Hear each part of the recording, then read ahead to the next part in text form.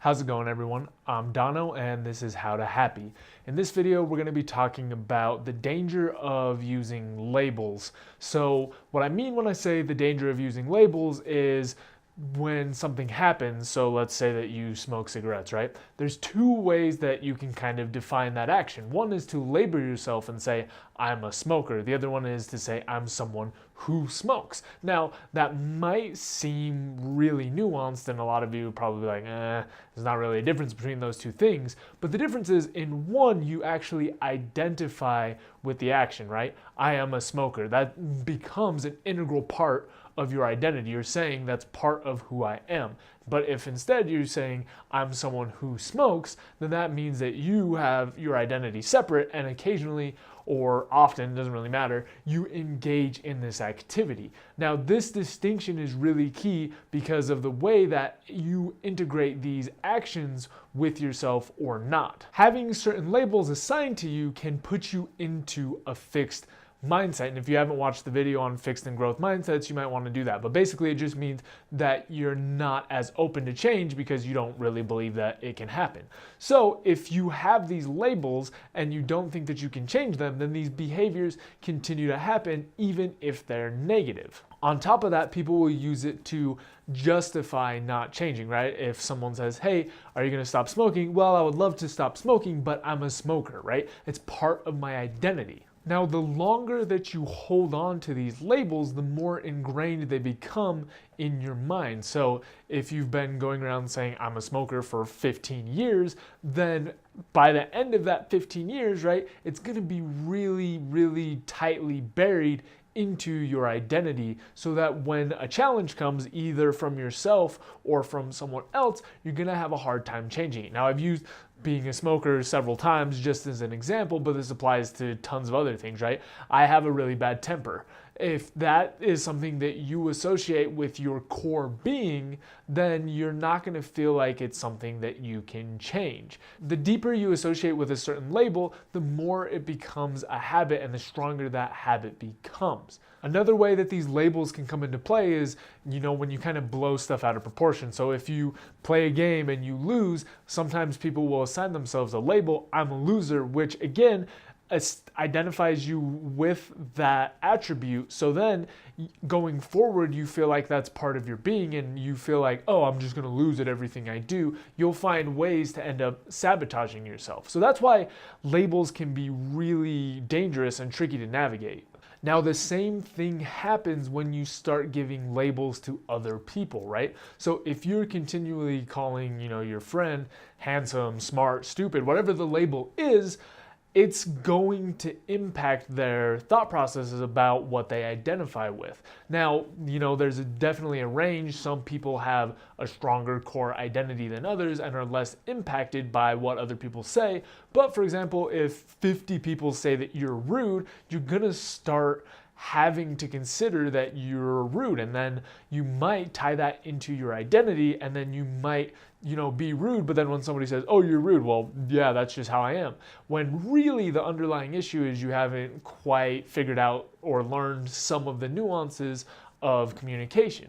That's a very big difference. That's going back to this fixed versus growth mindset that I've been talking about. So you need to be really careful not only of the labels that you take on for yourself, but how people around you are labeling you or how you allow them to label you, as well as what you're putting out onto other people and how you're labeling them.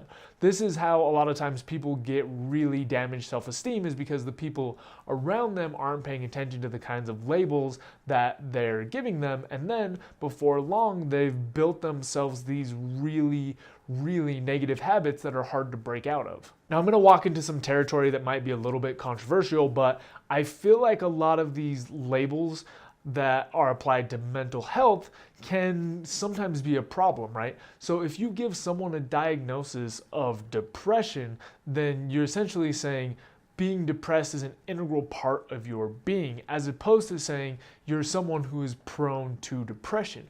In my experience, those are two very different things, right? One says, okay, no matter what, you're just going to be depressed. Being depressed is a part of your life. And that may be true, right? I don't want to navigate away from the realities of mental health concerns, right? I don't want to say that if you are diagnosed with depression that it's not something that you have to battle with, because it definitely is.